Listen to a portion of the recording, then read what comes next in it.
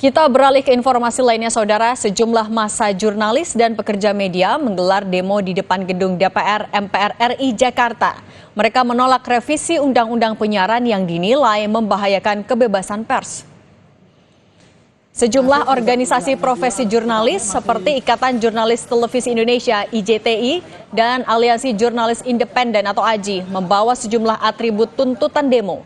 Mereka menyampaikan orasi tuntutannya di depan gerbang gedung DPR MPR RI. Sebelumnya, pihak DPR menegaskan tidak mengecilkan peran pers terkait kontroversi draft RUU Penyiaran.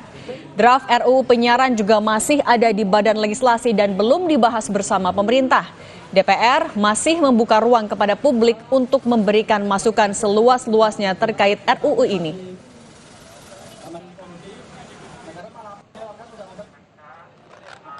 Aksi penolakan revisi Undang-Undang Penyiaran juga dilakukan sejumlah jurnalis di Banda Aceh.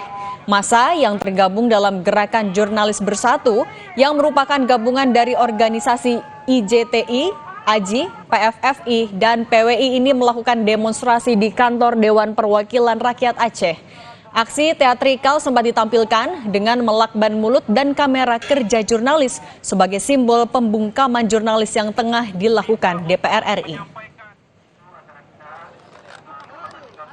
Dari protes kita kita tidak bisa untuk melakukan peliputan investigasi dan arti dari tadi sendiri untuk kita menolak keras tentang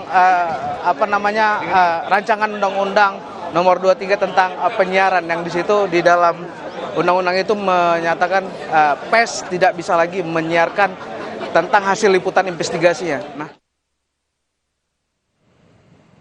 Anggota Komisi 1 DPR RI dari fraksi Partai Nasdem Muhammad Farhan menemui langsung aliansi jurnalis yang tengah berdemo di depan gerbang utama gedung MPR DPR Senayan Jakarta.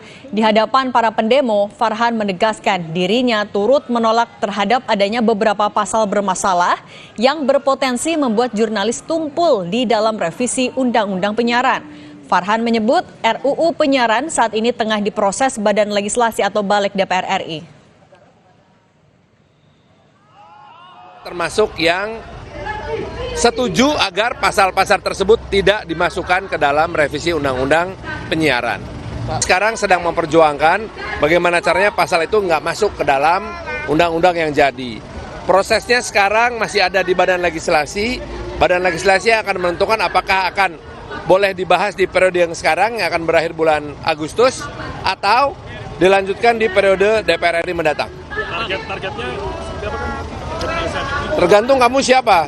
Kalau kamu yang ingin mempertahankan yang lama ya targetnya sekarang. Tapi kalau pengen yang ubah jadi aneh-aneh targetnya nanti.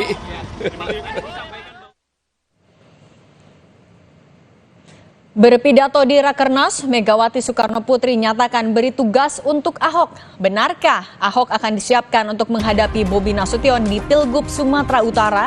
Informasinya usai jeda.